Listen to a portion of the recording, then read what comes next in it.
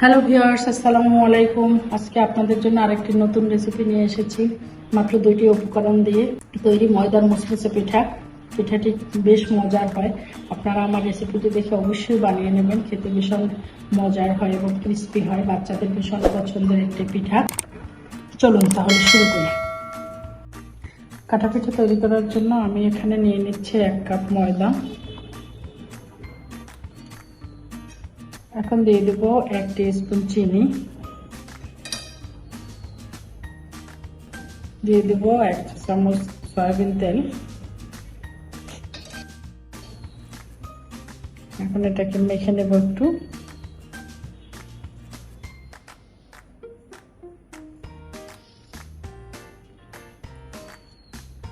এখন এটাকে আমি পানি মিক্স করে নেব। এখানে আমি 1/2 কাপ পানি নিয়ে নিয়েছি। আমার এখানে যতটুকু পানি লাগবে আমি ততটুকু নিয়ে নেব।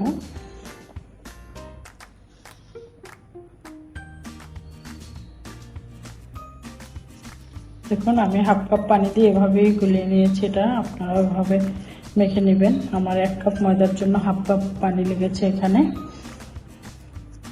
এখন এটাকে আমি বেলে নেব।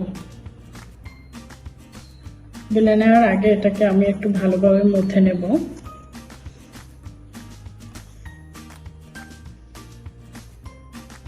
একটু তেল দিয়ে এটাকে মেখে নেব আমি।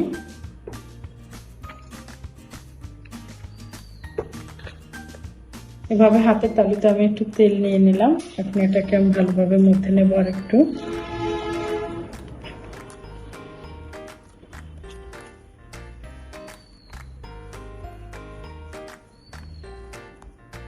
এবং এটাতে আমি ছোট ছোট টুকরো করে নেব।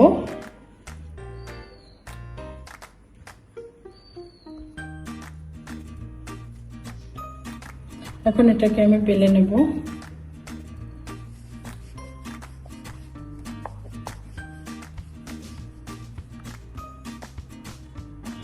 এভাবে গোল করে আমি রুটিগুলো বেলে নেব।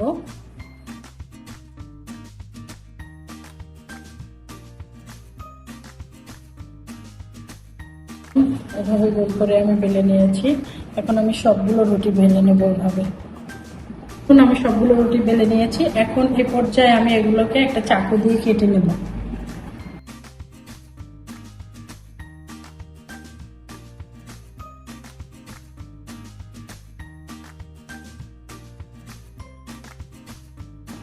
দেখুন সবগুলো পিঠা আমার কাটা হয়ে গেছে। এখন এগুলোকে আমি ভেজে নেব। পিঠা ভাজি করার জন্য এখানে আমি একটা প্যান বসিয়ে দিয়েছি। এখন দিয়ে দেবো আমি তেল।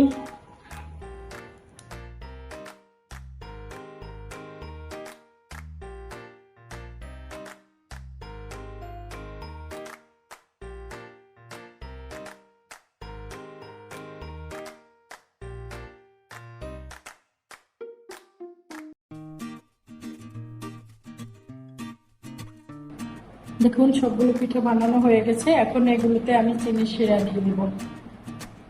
চিনি শিরা দেওয়ার জন্য এখানে আমি একটা প্যান বসিয়ে দিয়েছি। এখন দেখুন আমি এখানে 1/2 কাপ চিনি দিয়ে দেবো। 1 কাপ ময়দার জন্য 1/2 কাপ চিনি।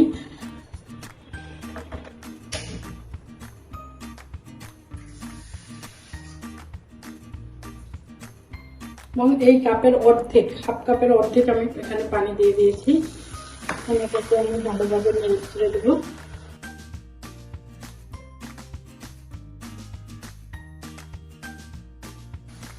দেখুন এটা আঁশ চলে আসছে। এটা আঙ্গুল দিয়ে আপনারা দেখে নিতে পারেন। যখন এক আঙ্গুল আরেক আঙ্গুলের সাথে লেগে যায় তখন বুঝে নেবেন এটা হয়ে গেছে। এই পর্যায়ে পিঠাটা দিয়ে দেবেন। এখন আমি পিঠাটা দিয়ে দেবো।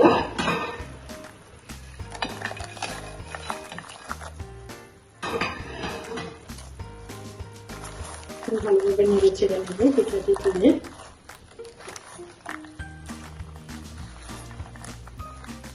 দেখুন এটি আমার হয়ে গেছে। এ পর্যায়ে আমি চুলাটি বন্ধ করে দেবো।